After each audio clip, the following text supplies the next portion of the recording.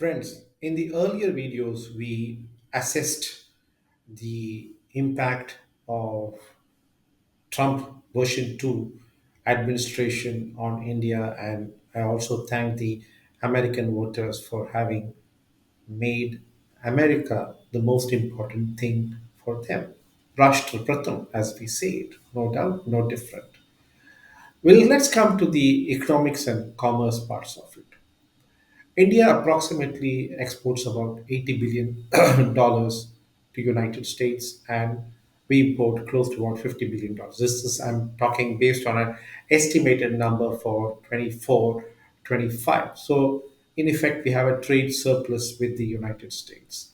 Now, President Trump is a businessman at the core, and he always believes that uh, trade should be reciprocal, and therefore India must import what it imports from others.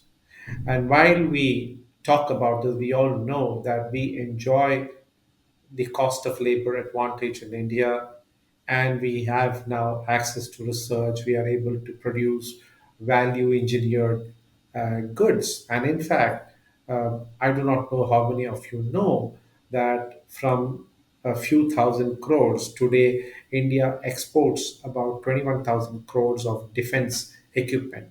India is now a defense exporter, and it exports not just to the African countries, not just to Philippines, not just to Burma, but it also exports to France, Israel, and United States as well.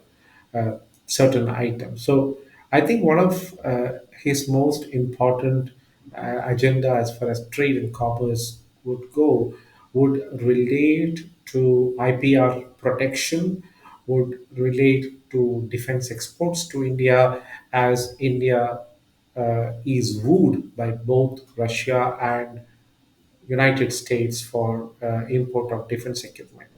At the same time, India is now substituting a lot of its defense imports, and thus producing it locally here. Therefore, it is logical to assume that while India may float open tenders both to the United States and Russia for import of arms and ammunition, uh, mainly fighter planes and the rest, and Europe as well. The focus will be to manufacture it in India under a manufacturing license agreement, so that United States or Russia, for the matter, gets whatever they want, or the European Union, for that matter, gets whatever they want in terms of addition to gross domestic product. At the same time, India gets the technology transfer and is able to manufacture here and provide employment. Therefore, I would believe that private sector defense in India and public sector defense in India would show a lot more growth in the coming years. It is very well known that President Trump is not in favor of depending on China so much, and therefore, China plus one policy will continue.